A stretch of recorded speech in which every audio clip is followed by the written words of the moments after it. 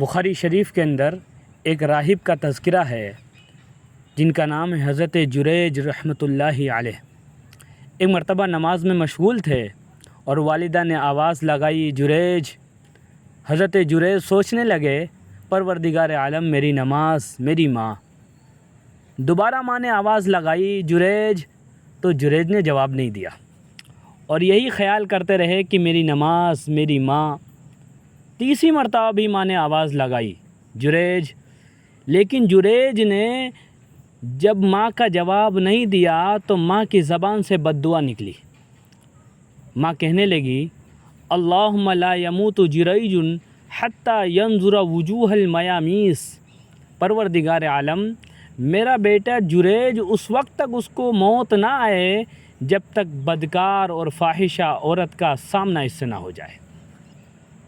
کتابوں میں لکھا ہے یہ اپنی عبادت خانے میں عبادت کرتے تھے۔ ایک مرتبہ اسی بستی کے اندر ایک بکریاں چرانے والی عورت کے یہاں ناجائز بچہ پیدا ہوا۔ اس نے کسی مرد سے بدکاری کی ہوگی، اس کے نتیجے میں اس کے یہاں ناجائز بچہ پیدا ہوا۔ اس کے گھر والوں نے، خاندان والوں نے اس کو ڈانٹا اور اس سے پوچھا کہ یہ کس کی اولاد ہے، بچہ کس کا ہے؟ تو اس نے حضرت جریج رحمۃ اللہ علیہ کا نام لے لیا کہ یہ بچہ حضرت جریج کا ہے۔ لوگوں کو بڑا غصہ آیا کہ ہم تو اتنا بزرگ سمجھتے ہیں، عالم دین ہے، تقوی و طہارت والی زندگی گزارتے ہیں، اور پیٹھ پیچھے عورتوں سے بدکاری بھی کرتے ہیں۔ لاٹھی اور ڈنڈے لے کر کے لوگ عبادت خانے کے پاس پہنچے اور ان کو عبادت خانے سے باہر کھینچ لیا اور ان کے عبادت خانے کو گرا دیا۔ حضرت جریج رحمۃ اللہ علیہ نے پوچھا کہ آخرکار تم میرے ساتھ ایسا برتاؤ کیوں کر رہے ہو؟ لوگوں نے کہا، آپ کو معلوم نہیں ہے آپ نے فلانی عورت سے بدکاری کی ہے اور اس کے یہاں ناجائز طریقے سے بچہ پیدا ہوا ہے۔ حضرت جریج رحمۃ اللہ علیہ نے کہا، مجھے اس کے پاس لے چلو، بلاؤ اس کو۔ عورت آئی، اس کا بچہ لایا گیا۔ حضرت جریج رحمۃ اللہ علیہ نے اس بچے کے پیٹ کے اوپر ہاتھ رکھا اور کہنے لگے کہ بتا بھائی تیرا باپ کون ہے؟ اس بچے نے بول کر کے کہا کہ میرا باپ حضرت جریج نہیں، فلاں چرواہا ہے جو بکری چراتا تھا۔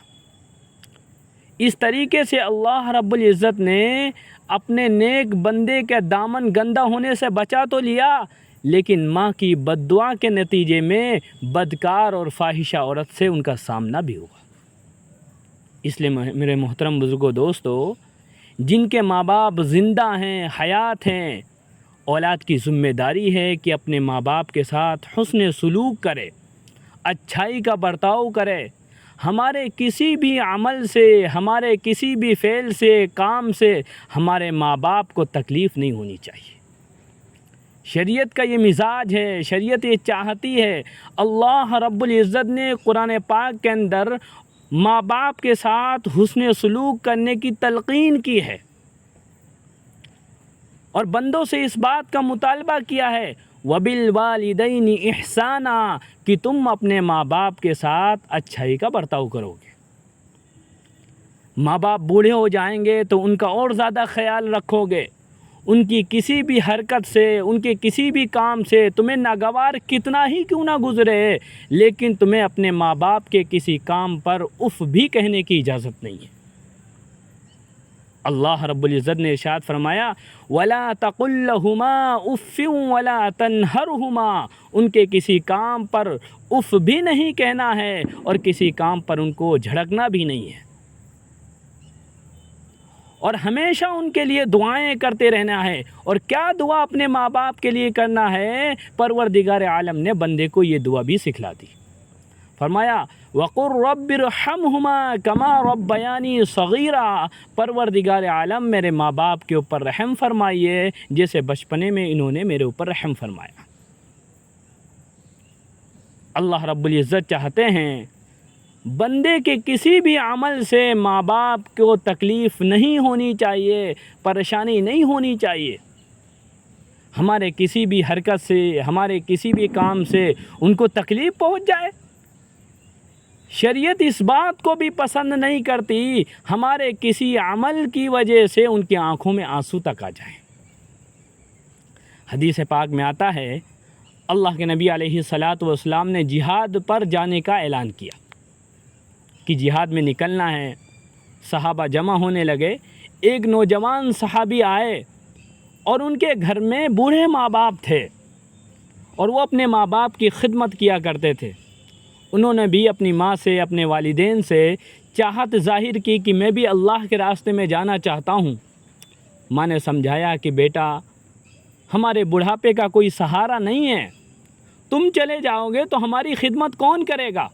ماں پکڑ کر کے ان کو روکتی رہی، لیکن وہ نوجوان اپنے ماں باپ کو گھر کے اندر روتا ہوا چھوڑ کر کے آیا اور نبی پاک صلی اللہ علیہ وسلم سے آ کر کے کہتا ہے، نبی پاک صلی اللہ علیہ وسلم، میں اپنے ماں باپ کو جہاد میں جانے کے لیے روتا ہوا گھر کے اندر چھوڑ کر کے آیا ہوں، میں اللہ کے راستے میں جاؤں گا۔ نبی پاک صلی اللہ علیہ وسلم نے ارشاد فرمایا، تمہیں جہاد میں جانے کی اجازت نہیں ہے، ارجع فاضحکہما کما ابکیتہما، واپس گھر لوٹ جاؤ، جیسے ان کو رلا کر کے آئے ہو ان کو ہنسا کر کے آؤ۔ اس لیے میرے محترم بزرگو دوستو، نبی پاک صلی اللہ علیہ وسلم نے یہ تعلیم دی ہے، جس کے ماں باپ زندہ ہیں، بڑھاپے کی عمر کو پہنچ گئے، ان کی خدمت کر کے جنت کو حاصل کر لے۔ ورنہ نبی پاک صلی اللہ علیہ وسلم نے ایسے لوگوں کو ناکامی اور نامرادی کہا ہے کہ خاک آلود ہو جائیں، تباہ و برباد ہو جائیں ایسے لوگ جو بڑھاپے میں اپنے ماں باپ کو پائیں اور ان کی خدمت کر کے اپنے آپ کو جنت کا مستحق نہ بنا پائیں۔